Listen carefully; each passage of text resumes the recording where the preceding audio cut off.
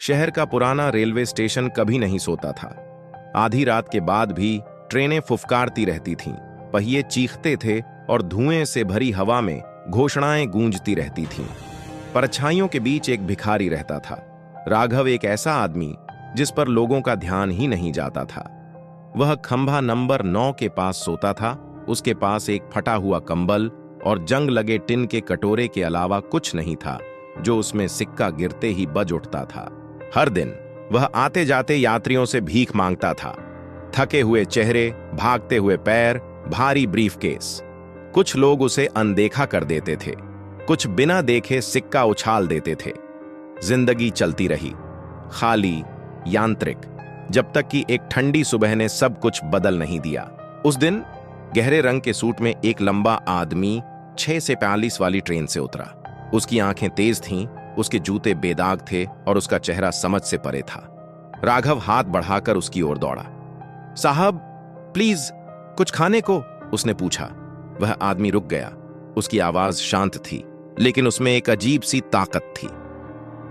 तुम हमेशा मांगते हो, उसने कहा। क्या तुम कभी देते हो? राघव उलझन में पलकें झपका रहा था। मैं भिखारी हूं साहब, मैं क्या दे सकता हूं? मेरे पास तो कुछ भी नहीं है। उस आदमी ने अपना सिर थोड़ा झुकाया। तो फिर तुम मांगने के भी लायक नहीं हो। दुनिया लेन देन पर चलती है, देना और लेना। अगर तुम कुछ नहीं दे सकते तो तुम हमेशा खाली रहोगे। राघव कुछ कह पाता, इससे पहले ही ट्रेन की सीटी की आवाज सुनाई दी और वह अजनबी फिर से उसमें चढ़ गया। दरवाजा बंद हो गया। वह आदमी चला गया, लेकिन उसके शब्द नहीं गए। उस रात राघव सो नहीं सका। ट्रेनों की आवाज खामोशी में खो गई, क्योंकि ये शब्द गूंजते रहे। अगर तुम कुछ नहीं दे सकते तो तुम हमेशा खाली रहोगे। 2 दिन तक वह सोच में डूबा रहा। वह क्या दे सकता था? उसके पास न पैसा था, न हुनर, न संपत्ति, बस खुद। तीसरी सुबह स्टेशन की बाड़ के पास फूलों की क्यारियों के पास बैठे हुए उसने दरारों से खिले हुए ताजे चमेली के फूलों के गुच्छे को देखा। उसके मन में एक अजीब सा विचार कौंधा। क्या होगा अगर, उसने फुसफुसाते हुए कहा, मैं उन लोगों को फूल दूं जो मुझे सिक्के देते हैं। उसने कुछ फूल तोड़े। उनकी खुशबू गर्म और मीठी थी, और उस शाम उसने अपनी नई योजना आजमाई। जब एक यात्री ने उसके कटोरे में एक सिक्का डाला तो उसने मुस्कुराते हुए एक छोटा सा फूल दिया। वह आदमी हैरान हुआ, फिर मुस्कुराया और उसे एक और सिक्का दिया। यह तरीका काम कर गया। 1 हफ्ते के अंदर लोग फूल देने वाले भिखारी की तलाश करने लगे। बच्चे उसका इंतजार करने लगे, पर्यटक तस्वीरें लेने लगे और जल्द ही राघव का कटोरा पैसों से भर गया। लेकिन असली बदलाव उसके कटोरे में नहीं था, बल्कि उसके मन में था। महीने बीत गए। एक धुंध भरी सुबह जब 645 वाली ट्रेन आई तो राघव की आंखें चौड़ी हो गईं। गहरे रंग के सूट वाला वही लंबा आदमी फिर बाहर आया। राघव जल्दी से आगे बढ़ा, किसी भिखारी की तरह नहीं, बल्कि किसी ऐसे व्यक्ति की तरह जिसने कोई अनमोल चीज खोज ली हो। सर, उसने पुकारा, तुमने एक बार पूछा था कि मैं क्या दे सकता हूं। आज मेरे पास जवाब है।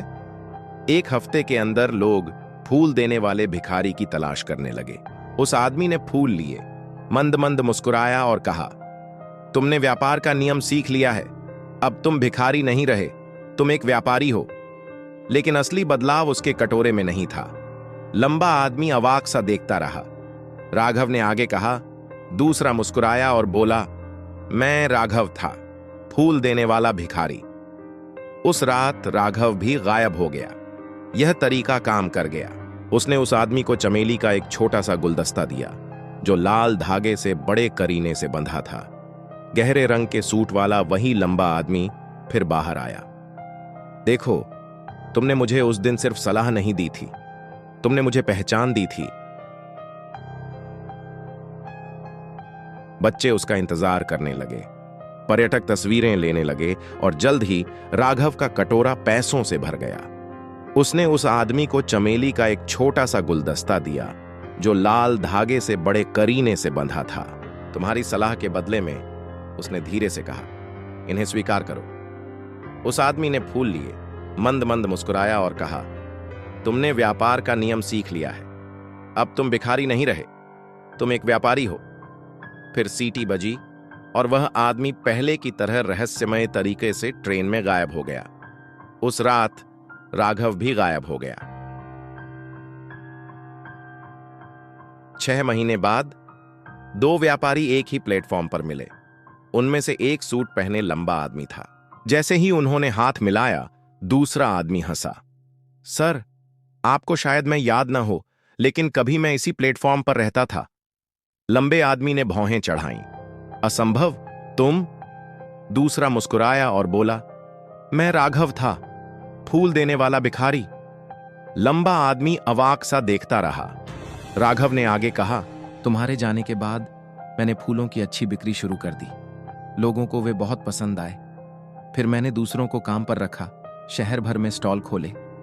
अब मैं ब्लूमराइज एक्सपोर्ट्स का मालिक हूं। वह आदमी गर्व से मुस्कुराया। देखो, तुमने मुझे उस दिन सिर्फ सलाह नहीं दी थी, तुमने मुझे पहचान दी थी। अजनबी ने सिर हिलाया। आखिरकार उसे याद आया, और मैंने तुमसे कहा था कि देना ही धन की शुरुआत है। राघव ने उसकी आंखों में देखा और कहा, हां, लेकिन तुमने मुझे कभी नहीं बताया कि तुम कौन हो। उस आदमी की मुस्कान फीकी पड़ गई। ट्रेन की सीटी गूंजी। राघव के दोबारा पूछने से पहले ही वह आदमी वापस ट्रेन में चढ़ गया। दरवाजा बंद हो गया। खिड़की से राघव ने उसे कोहरे में गायब होते देखा, अपने पीछे चमेली की हल्की खुशबू छोड़ते हुए। अगली सुबह किसी को भी ऐसे किसी यात्री के होने का कोई रिकॉर्ड नहीं मिला। नैतिक, कभी कभी जो लोग आपकी जिंदगी बदल देते हैं, वे हमेशा के लिए नहीं होते। वे आपको याद दिलाने आते हैं कि आप असल में कौन हैं। सफलता धन दौलत से नहीं, बल्कि देने के साहस से शुरू होती है, तब भी जब आपके पास कुछ न हो।